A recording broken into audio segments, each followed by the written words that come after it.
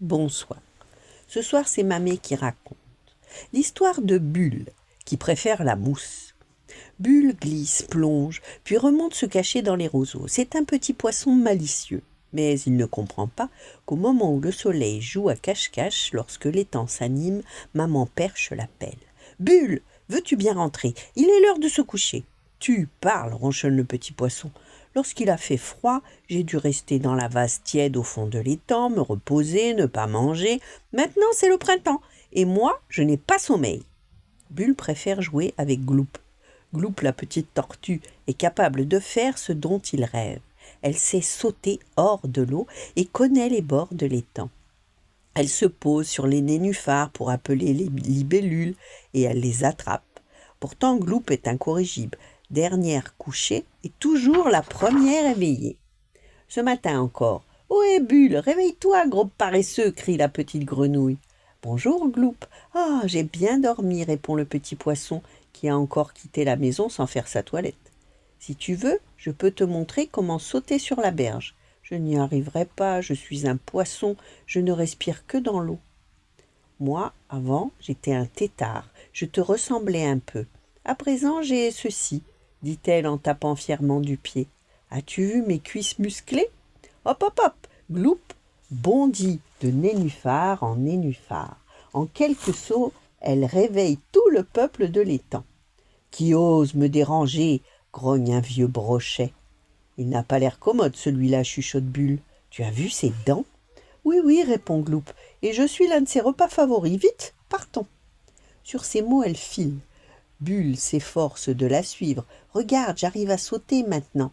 Bientôt, j'irai plus loin, dans les bras de la rivière, et je descendrai jusqu'à la mer. » Voilà le rêve de Bulle, voir l'océan.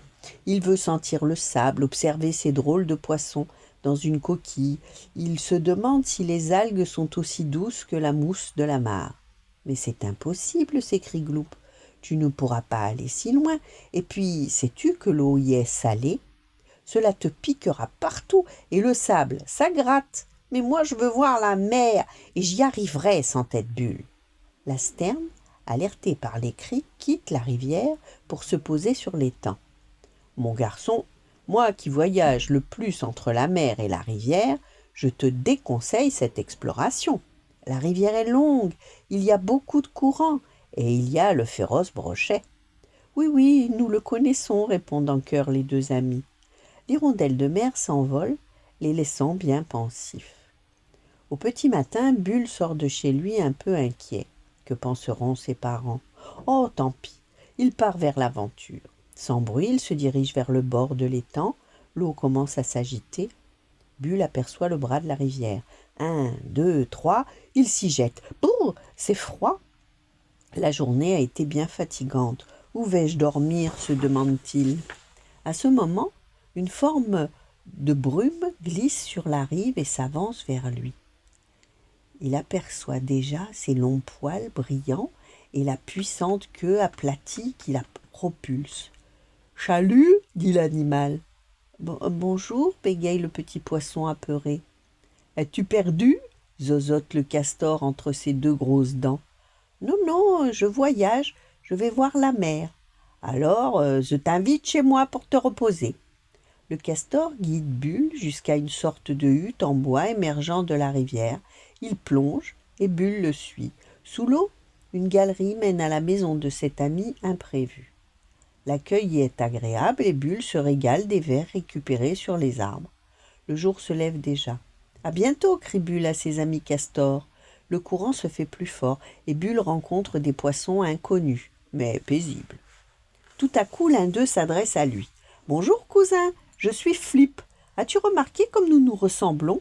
Je suis une perche, moi aussi. »« Peut-être, mais je suis doré et noir et toi tu es plutôt vert et bleu. » Flip lui propose de l'accompagner jusqu'à l'estuaire. C'est là que la rivière se jette dans la mer. Bulle et Flip font quelques cabrioles pour rigoler un peu. Enfin, ils aperçoivent au loin le mouvement fascinant de l'océan. « C'est ici que nous nous séparons, » dit Flip un peu ému. « Je ne t'oublierai jamais. Au revoir, Flip. » Flip fait demi-tour et Bulle est un peu triste. Il goûte la mer et s'étonne. Sous ses nageoires, il sent qu'elle bouge tout le temps. Soudain, Une grosse vague l'emporte très haut pour le jeter loin sur le rivage.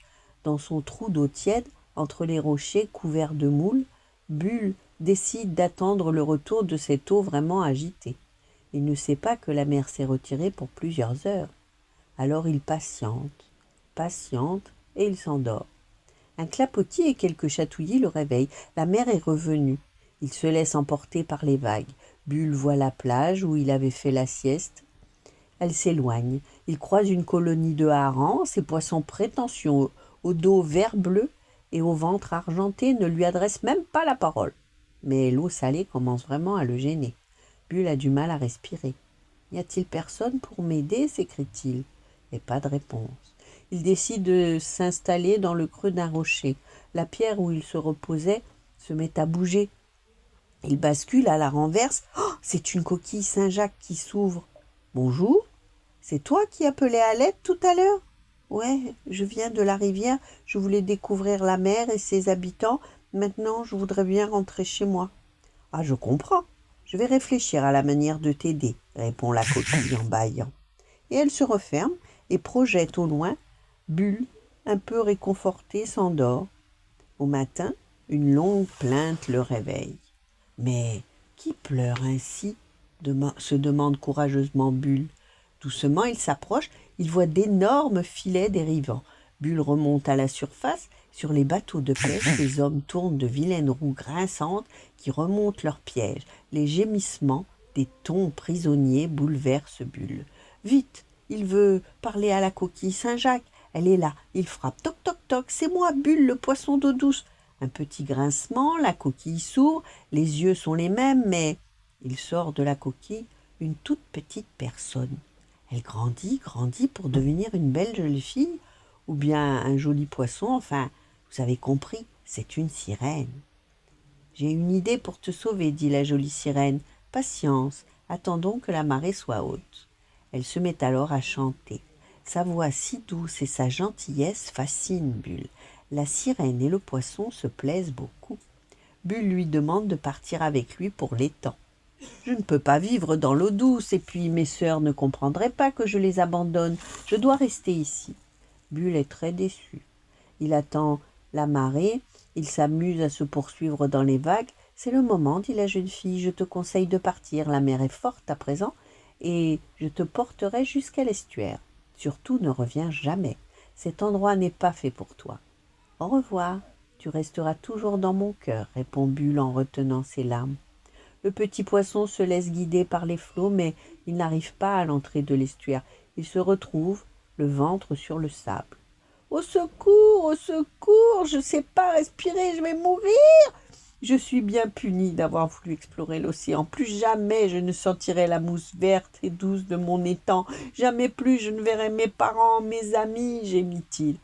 Il se sent de plus en plus faible. Mais d'un coup, on le soulève. Tout de suite après, il frétille de nouveau dans l'eau. Ce n'est pas la mer, c'est aussi salé, mais c'est trop petit. Bulle ne sait pas qu'une petite fille l'a déposé dans son seau. Il ne sait pas qu'une jeune femme a crié en agitant la main. « Mon enfant, s'il te plaît, emporte vite ce poisson dans le bras de mer, ainsi tu le sauveras. » La fillette, fascinée par le sourire et le doux chant qui s'élevait au-dessus des vagues, a obéi aussitôt. Elle court pour rejeter son protégé à l'endroit demandé par la jolie nageuse, qui était, bien sûr, vous l'avez deviné, la sirène. Bulle est rentré chez lui. Il a retrouvé ses amis et le calme de l'étang. Mais toute sa vie, il se souviendra de cet extraordinaire voyage et de la merveilleuse sirène dont il est pour toujours amoureux. Voilà, bonne nuit, faites de beaux rêves et à demain.